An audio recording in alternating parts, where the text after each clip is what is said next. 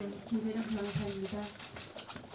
저희가 사건 진행한 일지를 시간 순서로 말씀드리겠습니다.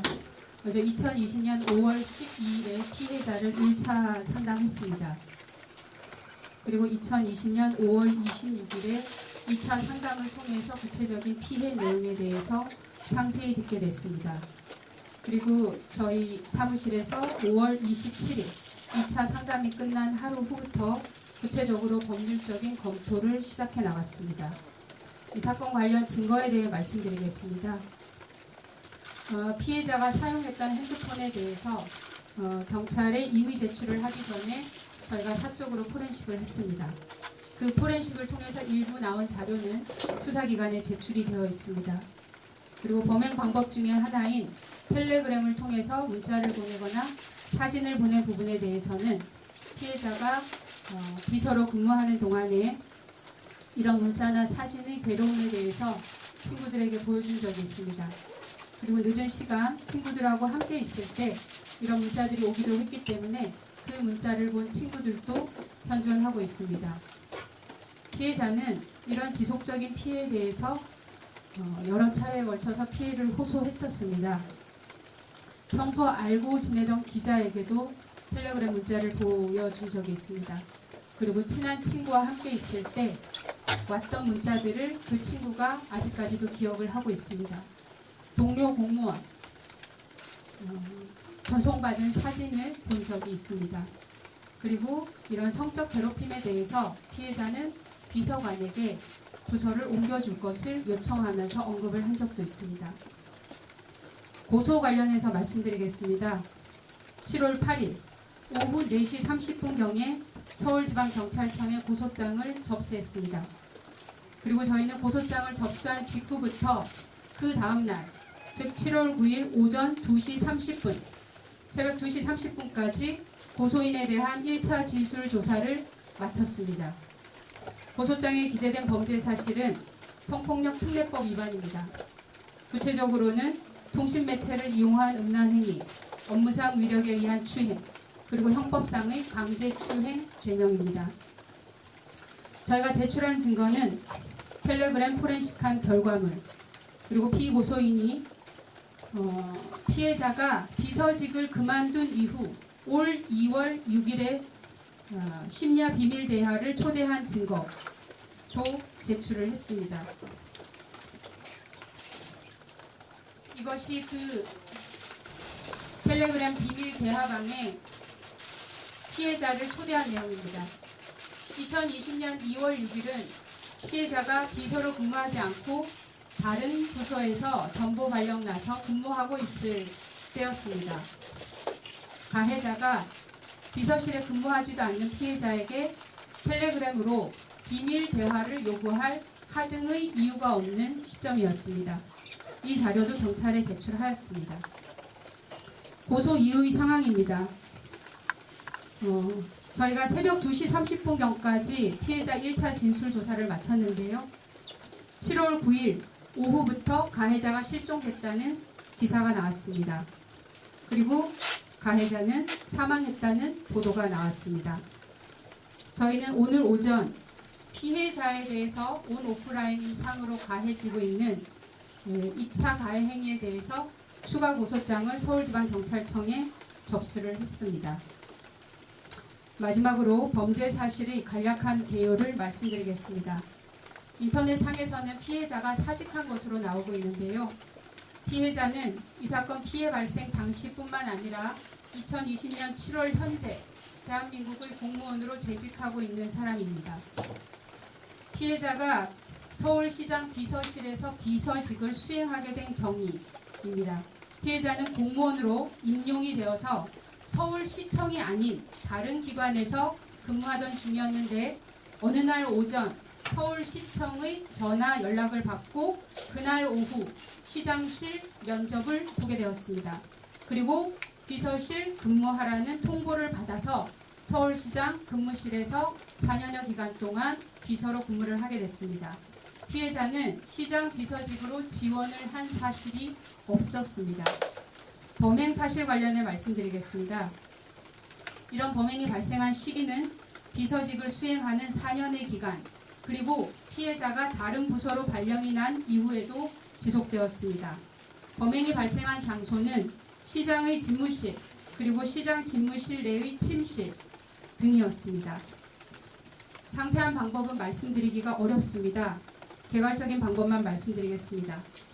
피해자에게 즐겁게 일하기 위해서 둘이 셀카를 찍자며 집무실에서 셀카를 촬영하곤 했습니다. 그리고 그런 셀카를 촬영할 때 신체적인 밀착을 했었습니다.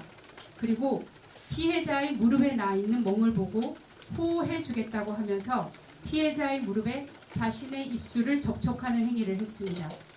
그리고 집무실 안에 있는 내실, 즉 침실로 피해자를 불러서 안아달라며 신체적인 접촉을 하고 아까 보여드렸듯이 텔레그램 비밀 대화방으로 초대를 해서 피해자에게 지속적으로 음란한 문자를 전송하고 속옷만 입은 사진을 전송하는 등 피해자를 성적으로 괴롭혀왔습니다. 이상입니다. 예, 범죄사실 개요까지 말씀드렸습니다.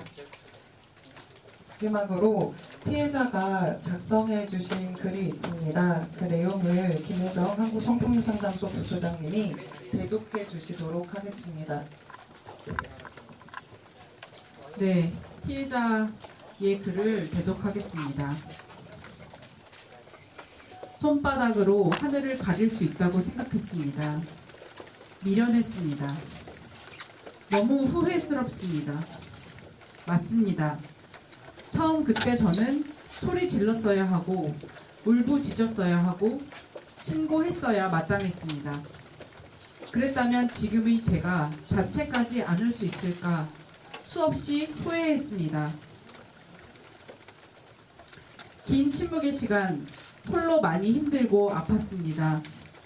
더 좋은 세상에서 살기를 원하는 것이 아닙니다. 그저 인간답게 살 수 있는 세상을 꿈꿉니다. 거대한 권력 앞에서 힘없고 약한 저 스스로를 지키기 위해 공정하고 평등한 법의 보호를 받고 싶었습니다. 안전한 법정에서 그분을 향해 이러지 말라고 소리 지르고 싶었습니다. 힘들다고 울부짖고 싶었습니다. 용서하고 싶었습니다. 법치국가 대한민국에서 법의 심판을 받고 인간적인 사과를 받고 싶었습니다.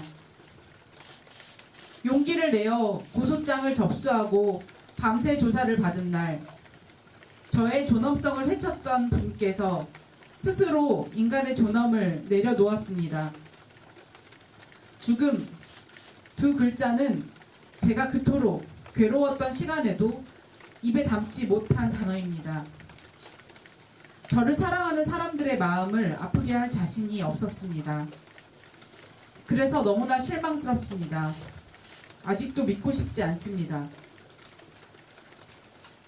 고인의 명복을 빕니다. 많은 분들에게 상처가 될지도 모른다는 마음에 많이 망설였습니다.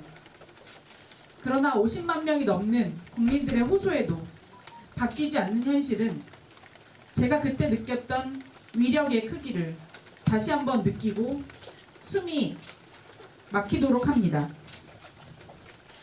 진실의 왜곡과 추측이 난무한 세상을 향해 두렵고 무거운 마음으로 펜을 들었습니다. 저는 앞으로 어떻게 살아야 할까요? 하지만 저는 사람입니다. 저는 살아있는 사람입니다. 저와 제 가족의 보통의 일상과 안전을 온전히 회복할 수 있기를 바랍니다. 이상입니다. 박원순 시장에 대한 고소 이후에 서울시나 정치권 그리고 청와대로부터 압력이나 회유는 있었습니까? 질문 몇 가지 더 받고 대답하는 걸로 하겠습니다. 그리고 추가 하나 더 있습니다. 예, 하나 뭐 네, 있으시죠? 추가로 자, 어디 기자시죠? 독립신문의 박완석입니다. 응급신문요? 독립신문. 아, 죄송합니다. 예. 독립신문 기자. 추가로 대한민국 공무원이었다는 피해 여성이 서울시로 픽업이 되어서 비서로 발령받았다라고 하는데 그 과정에 있어서 박원순 시장의 영향력이 행사가 되었습니까? 변호인으로서 제가 말씀드릴 수 있는 부분 먼저 말씀드리겠습니다. 피해자가 고소를 7월 8일에 했는데요. 7월 8일부터 현재까지 공식적으로라든지 비공식적으로 피해자에게 가해진 압력이라든지 그런 것은 없습니다. 그리고 고소 당일 이런 고소 사실이 피고소인에게 전달된 부분 관련해서 피해자가 고소 사실을 알리거나 시장실에 암시한 적이 있는지 물어보셨는데요. 일체 그런 적이 없습니다.